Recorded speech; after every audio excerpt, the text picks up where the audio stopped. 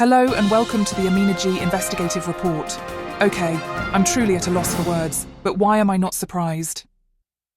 Listen, family, before I dive into this story, don't forget to hit that like button and share this video. It really helps the channel grow. We, black and brown people, are seeing racism on full display, undeniable and unapologetic. Before I get into Ben Shapiro's petition to pardon Derek Chauvin, let's be clear. Derek Chauvin is the same racist cop who pressed his knee into George Floyd's neck until he stopped breathing, while he was handcuffed. A brutal killing the whole world witnessed on national television in 2021. And now, Ben Shapiro is urging President Trump to pardon Derek Chauvin, with Elon Musk chiming in by posting, "Something to think about." Let's be clear, there's not a damn thing to think about. That cop killer is exactly where he should be, behind bars for life.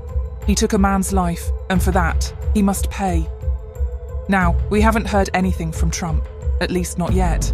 But hey, he pardoned all the January 6th people, so anything is possible with this administration. And let's be real, Elon Musk has a huge influence over Trump. Ben Shapiro, a conservative commentator, has launched this campaign urging Trump to pardon Chauvin for federal charges related to the death of George Floyd. In his petition, Shapiro argues that Chauvin was unfairly convicted due to societal and political pressure. Chauvin, the former Minnesota killer cop, was rightfully convicted of second-degree unintentional murder and third-degree manslaughter in the death of George Floyd. Obviously, Ben Shapiro wasn't watching with the rest of the world was watching and saw, obviously. But let me remind him, Derek Chauvin is indeed a murderer. He was a killer with a badge, and that's a fact. And now Musk has the nerve to jump on the bandwagon and give his support. Yeah, Musk is a clown, and he's a joke. And although his comment has attracted massive attention, especially considering his high-profile status and the influence he has over Trump, he is still a big joke. Rapper Offset didn't waste any time checking Musk, expressing strong disapproval of his support for Derek Chauvin's pardon. Offset straight up called Musk a racist bitch and announced he's boycotting Tesla vehicles. And you know what? I agree. Now, Trump does have the presidential pardon authority to issue pardons for federal offences. However, Chauvin's state conviction for second-degree murder is not within Trump's jurisdiction. He cannot pardon Chauvin for that. Let's be real.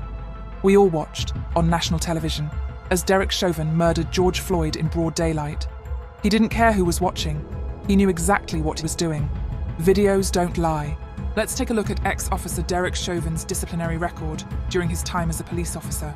In 2017, Chauvin was among officers responding to a complaint by the mother of 2 young children. Videos from the scene showed Chauvin hitting a 14-year-old black boy in his head with a flashlight so hard he required stitches, then holding him down with his knee for nearly 17 minutes, ignoring the boy's complaints that he could not breathe. Trying to avoid prejudice in the George Floyd murder trial, the judge prohibited the prosecutors from raising the matter. Also, the former owner of El Nuevo Rodeo, a Latin nightclub where Chauvin had worked off-duty as security, George Floyd was also working there as security, but it was not certain that they knew each other. The owner has been critical of Chauvin since his arrest, describing Chauvin's tactics as overkill, and saying Chauvin was unnecessarily aggressive on nights when the club had a black clientele, quelling fights by dousing the crowd with pepper spray and calling in several police squad cars as backup. In 2023, the city of Minneapolis agreed to pay almost $9 million to settle lawsuits brought against Chauvin by Zoya Code and John Pope Jr., black residents who both claimed that Chauvin pressed his knee into their necks in 2017, the same tactic that killed Floyd in 2020. According to a Minneapolis City Council announcement, Code and Pope were expected to receive $1.4 and $7.5 million, respectively. In May 2024, a former City of Minneapolis employee filed a lawsuit against the city, accusing Chauvin and another MPD officer of throwing her to the ground during a January 2020 drunk driving arrest and restraining her with a knee. In January 2025, the lawsuit concluded with the city paying a $600,000 settlement fee. This cop killer should have been fired a long time ago, because the truth of the matter is, Chauvin had zero mercy for George Floyd's life or any other person of color's life. And even when the ambulance arrived, he still wouldn't lift his knee off Floyd's neck. And by that point, I believe George Floyd was already gone. Conclusion: the calls for Chauvin's pardon have reignited public debate over the justice system, the role of public figures in legal matters, and the broader issues of police accountability and racial justice. This situation is far from over, and as more unfolds, we will keep you updated. You've been listening to the AminahG Investigative Report. Don't forget to like and subscribe to the channel and support independent news.